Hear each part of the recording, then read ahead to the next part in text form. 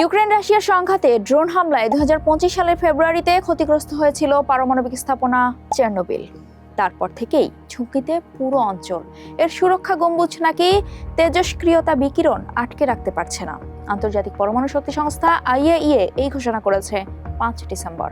প্রশ্ন হচ্ছে, তাহলে 4 দশক আগের দুঃসহ ঘটনার কি পুনরাবৃত্তি হবে, যেই ঘটনায় প্রাণ গিয়েছিল 30 জনেরও বেশি মানুষের? উত্তর খুঁজবো আমি, রুকাইয়া জহির।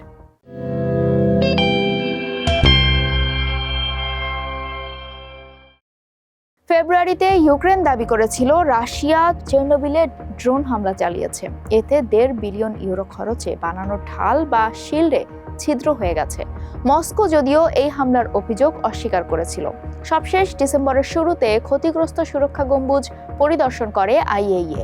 তারা জানাচ্ছে, ড্রোন হামলার ফলে এর কাঠামোগত গুণগত মান ক্ষতিগ্রস্ত হয়েছে, ফলে নিরাপদভাবে নিয়মিত বিকিরণ আটকে রাখার ক্ষমতা হারিয়ে ফেলেছে।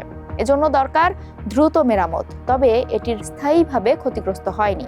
কিন্তু বিশেষজ্ঞরা সতর্ক করে দিয়েছেন যে দ্রুতই যদি কাঠামোটি মেরামত করা না হয় এবং ফের কোনো হামলা হয়, তাহলে তা গম্বুজটিকে ভেঙে ফেলার জন্য যথেষ্ট হতে পারে আর ছড়িয়ে পড়তে পারে তেজস্ক্রিয়তা। চেরনোবিল বিস্ফোরণ ঘটেছিল 1986 সালে। ওই বছরের 26শে এপ্রিল চেরনোবিলের 4 নম্বর চুল্লিতে ঘটে সেই বিস্ফোরণ। তখন ইউক্রেনও সোভিয়েত ইউনিয়নের অংশ হিসেবে মস্কোর শাসনের অধীনে ছিল।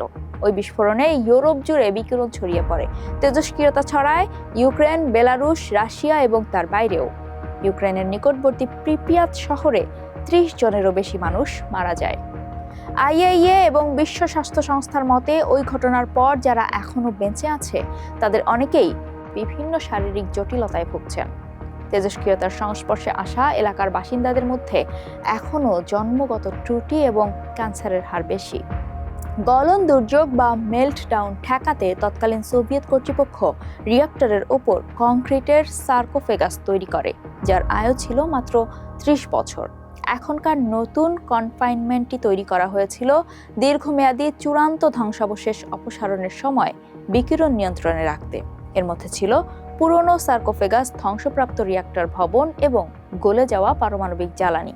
2022 সালের ফেব্রুয়ারিতে ইউক্রেন আক্রমণের প্রথম দিকে রাশিয়া এই প্ল্যান্ট ও এর আশপাশের এলাকা 1 মাসেরও বেশি সময় ধরে দখলে রেখেছিল, কারণ তখন তারা ইউক্রেনের রাজধানী কিয়েভের দিকে অগ্রসর হওয়ার চেষ্টা করছিল। পরবর্তীতে নিয়ন্ত্রণ ছেড়ে দেয় রুশ সেনারা।